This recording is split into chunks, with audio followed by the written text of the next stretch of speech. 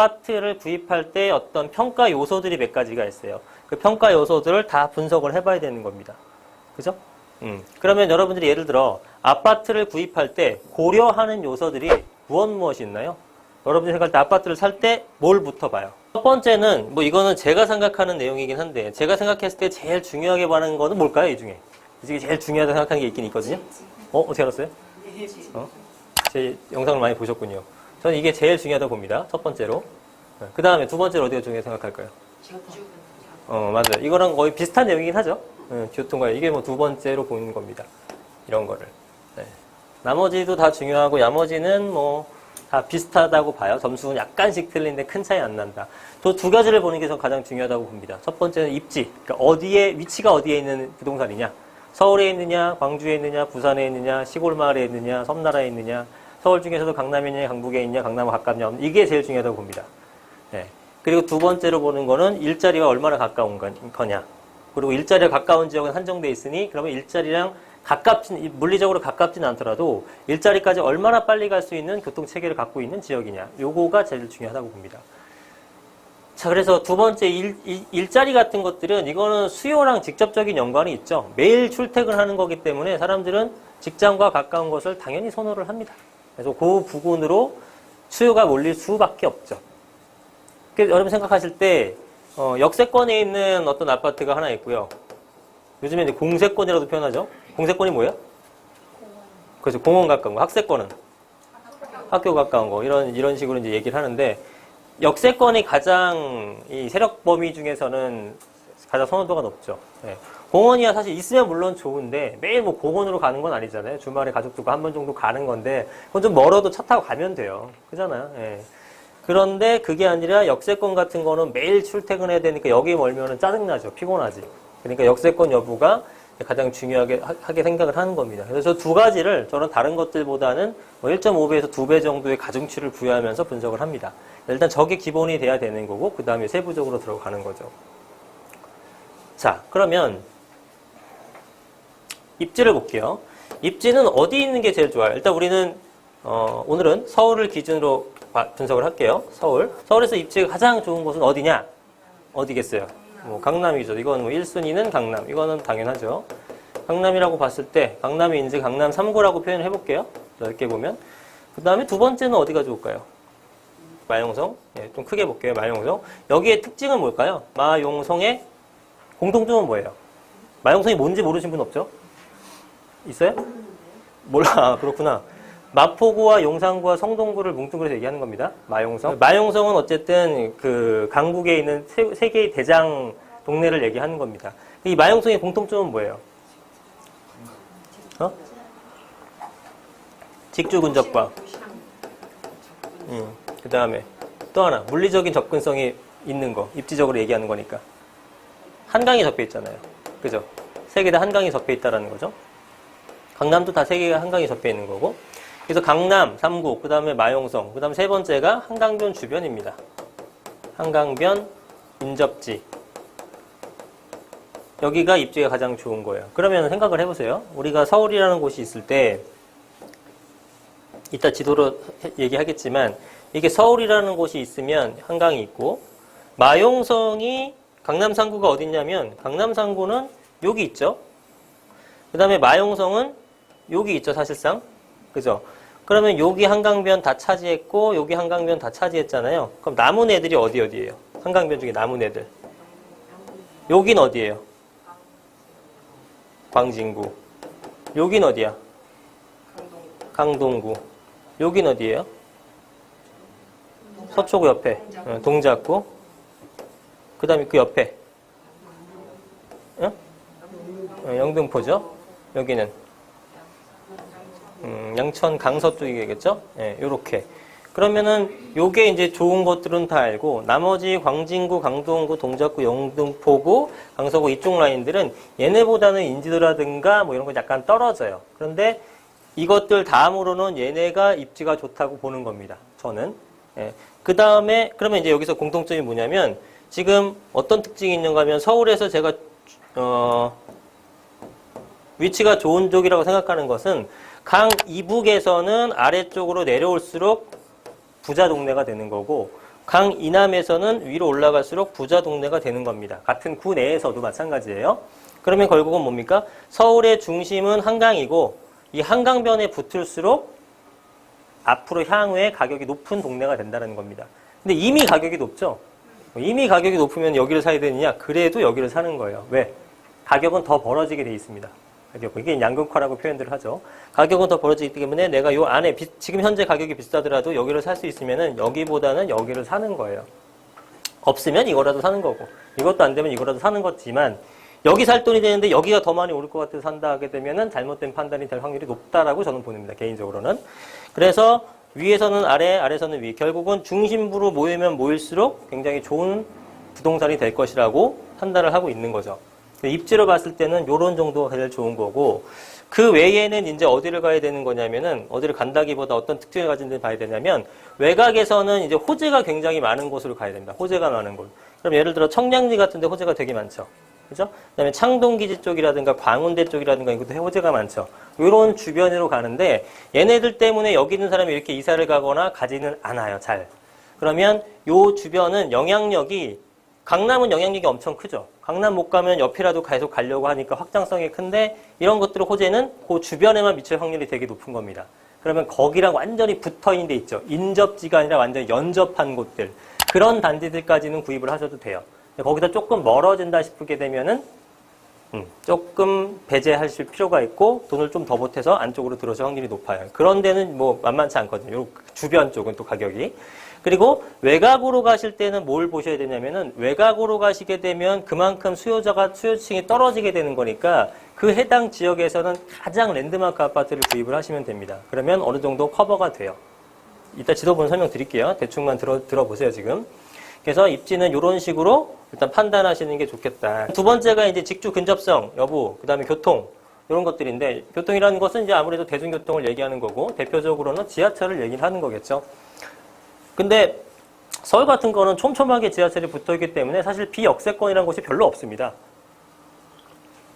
그래서 역세권이 중요한 것이 아니라 실제로 어떤 역을 갖고 있냐. 그죠? 똑같은 지하철역이 같은 영향력을 발휘하는 건 아니잖아요. 그죠? 강남역이라든가 뭐 삼성역이라든가 이런 것과 그죠? 저쪽에 무슨 인천 지하철역이라든가 경춘선이라든가 이거가 비교할 수는 없는 거잖아요. 그러니까 역세권이 가깝다가 중요한 게 아니라 어느 역을 끼고 있느냐가 일단 먼저 생각해 보실 요소입니다. 역세권과의 거리는 그 다음 문제예요. 어떤 역이냐? 라인으로 따지게 되면은 뭐 2호선이냐 9호선이냐 아니면 그 외 기타 다른 역이냐에 따라서 당연히 가중치도 달라야 되는 거겠죠. 자, 근데 여러분들 보세요. 교통이 좋은 곳이 있고요. 직주 근접성이 좋은 곳이 있어요. 여러분들 두 개 중에 어떤 걸 선택해야 될까요? 직주 근접성을 선택해야 됩니다. 자, 이렇게 보시면 돼요. 예를 들어 드리면 이게 지하철역이 있어요. 여기인데 여기 완전 초역세권 아파트가 있어요. 도보로 한 3분이면 와. 또 하나는 여기쯤 있어요. 아파트 단지가. 여기는 지하철역하고 한 15분 정도 거리예요. 그럼 여러분들 A 아파트와 B 아파트 중에 뭘 골라야 돼요?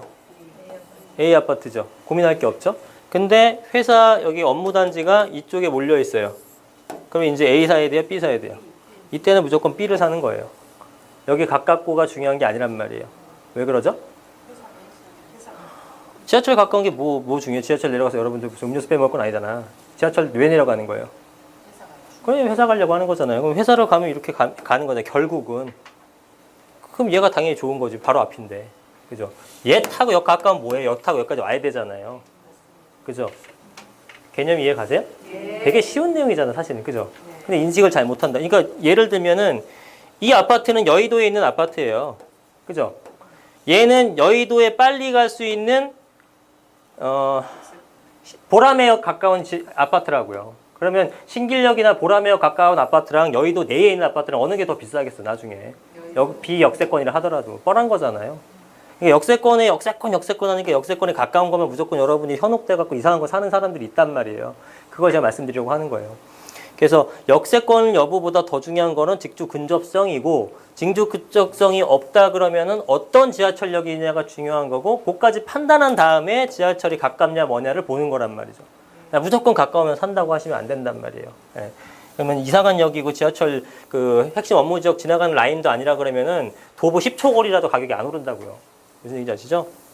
그래서 이제 그런 거를 판단하실 저게 좀 되셔야 되고, 학군이라는 것에 대해서는 초등생 자녀도 저도 키우고 있는데 걔네들 키우면서 학군 지역과 비학군 지역을 다 경험을 해봤거든요. 근데 차이점이 뭐냐면, 물론 공부를 잘한다 못한다 이거는 뭐 어쩔 수 없는 현상이기도 하거니와, 또 하나는 뭐냐면 학군 우수 지역에서는 아이들이 공부에 대한 반감이 없습니다. 네, 무슨 얘기냐면 숙제를 해야 된다라는 걸 예를 들면은, 숙제는 애들이 당연히 해야 되는 그냥 하나의 일이에요. 노는 것도 이거 숙제를 하고 놀아야 되는 것은 그냥 알아요. 그러니까 우리 애들이 특징이 아니라 그냥 그 동네 애들이 그런 겁니다. 학원 가는 거 당연해, 숙제 가는 거 당연해. 왜냐하면 내 친구들 다 그러고 있거든요.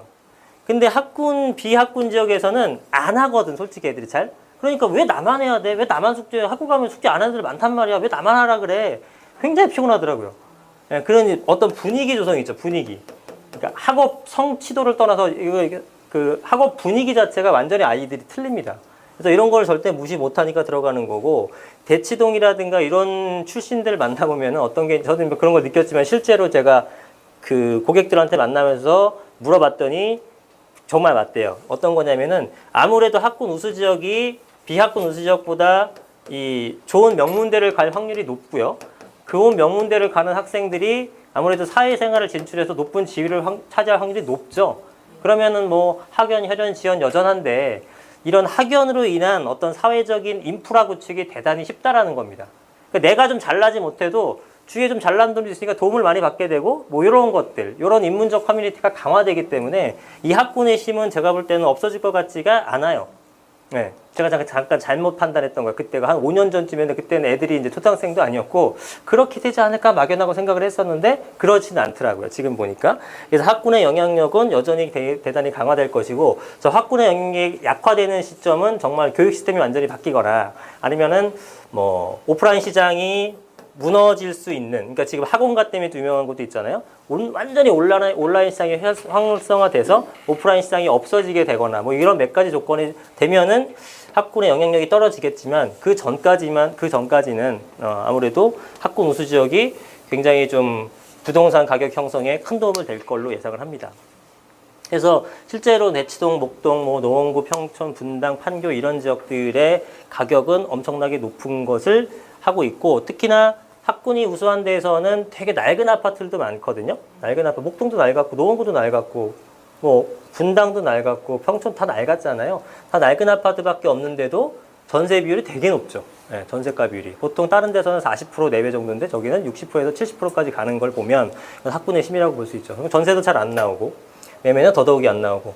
왜 매매가 안 나오냐면, 저도 마찬가지지만 초등학교 키우고 있으면 얘 대학 보낼 때까지 전학 못 시키잖아요. 그냥 사는 거야. 물건이 잘 안 나와요. 네, 물건이 잘 안 나오니까 계속 가격이 강세를 띌 수밖에 없는 구조죠. 그래서 이제 학군도 상당히 중요한 요소가 돼요. 여러분들이 자녀를 있건 없건 중요하지 않아요. 가격이 떠받치는 요소 중에 하나니까 고려를 하셔야 된다고요, 구입할 때는. 그걸 이제 충분히 보실 필요가 있고요.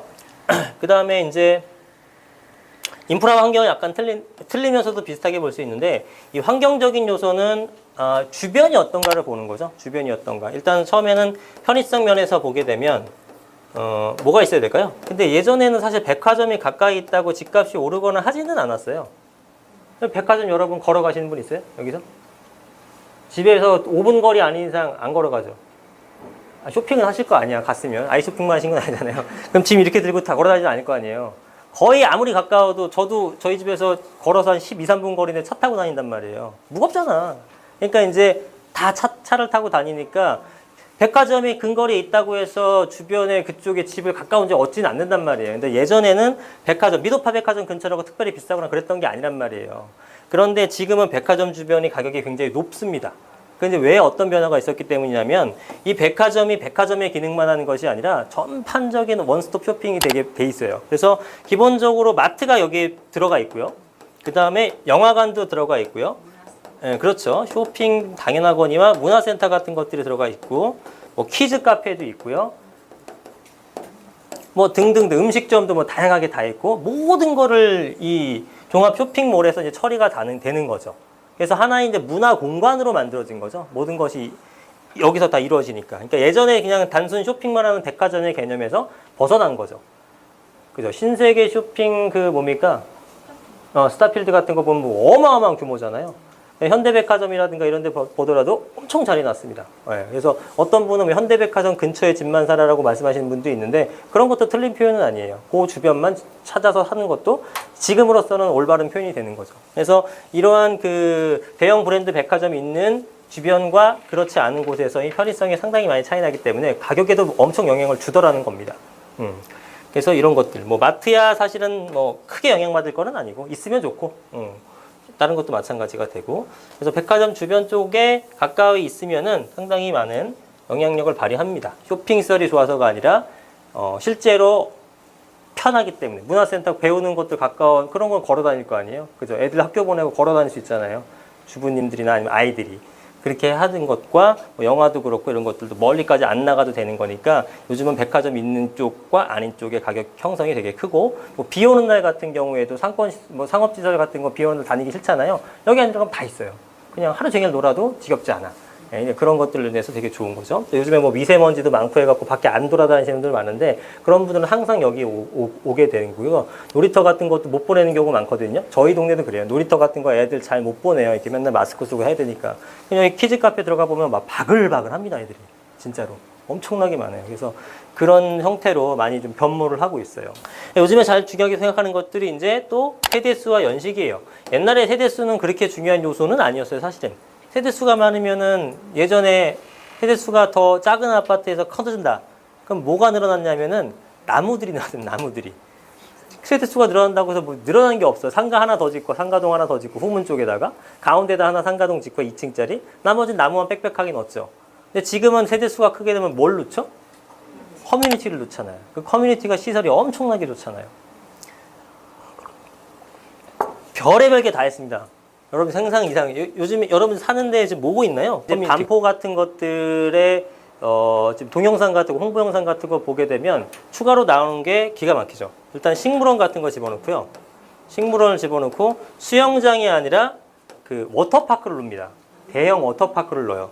네, 워터파크를 넣어서 이건 당연히 거기 입주민만 이용할 수 있는 거가 됩니다. 제 기억은 잘 안 나는데 오페라하우스를 넣습니다.